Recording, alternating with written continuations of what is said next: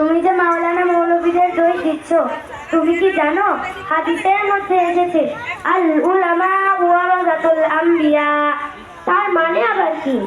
এর মানে হলো সমস্ত আলেমরা নবীদের ওয়ারিসগণ। আচ্ছা মুনিয়া, তোমাকে একটা প্রশ্ন করি?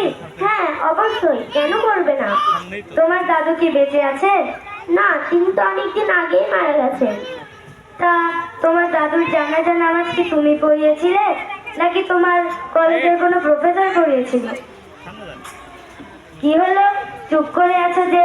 উত্তর দাও, একটা জড়িয়ে গেল নাকি? না না, তা হবে কেন, মসজিদের ইমাম সাহেব পড়িয়েছিল।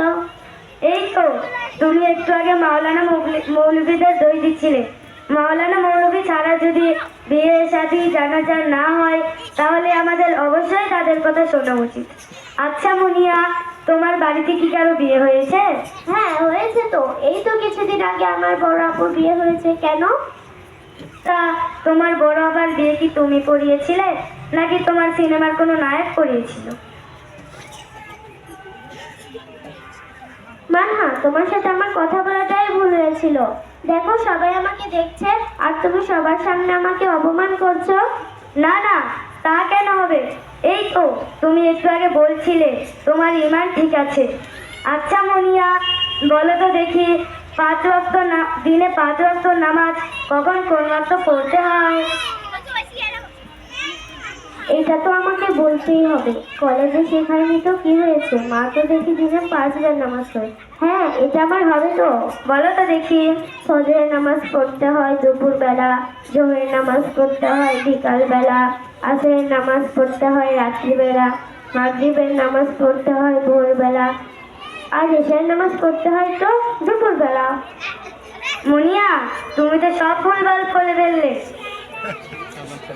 আমি সব ভুলভাল বললাম? হ্যাঁ। আচ্ছা বলো তো দেখি, নামাজের ফরজ কয়টি ও কি কি?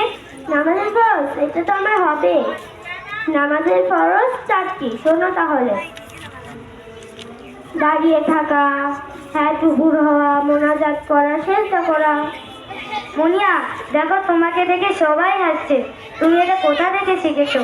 নামাজের ফরজ মোট 13টি, ভিতরে 6টি এবং বাহিরে 7টি। আচ্ছা মুনিয়া, বলো তো দেখি, অজুর ফরজ কয়টি ও কি কি? অজুর ফরজ, এটা তো আমার হবে।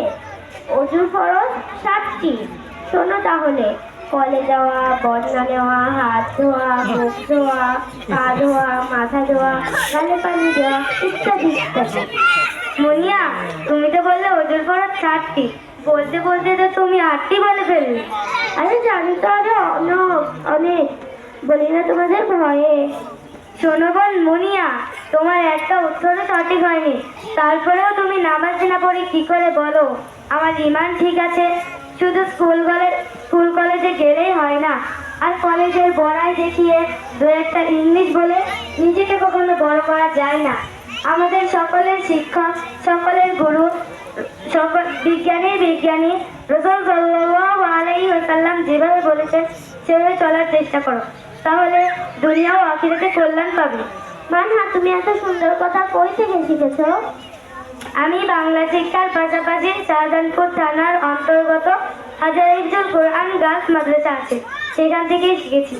আমাদের ওস্তাদ সমস্ত রকম ইসলামিক বিধিবিধান, কোরআন সম্পূর্ণরূপে সঠিকভাবে শেখায়। মুনিয়া, তুমি আমার সাথে মক্তবে যাবে তো? তাহলে তুমিও দিনী শিক্ষা অর্জন করতে পারবে। মানহা, কাল থেকে তুমি আমাকে দিনী শিক্ষা অর্জন করতে মক্তবে নিয়ে যাবে তো? হ্যাঁ অবশ্যই, কেন নিয়ে যাব না। আল্লাহ তাআলা তোমাকে এই সুন্দর নিয়ত করার জন্য কবুল করুন, বলো আমিন। আমিন। ধন্যবাদ। মারহাবা।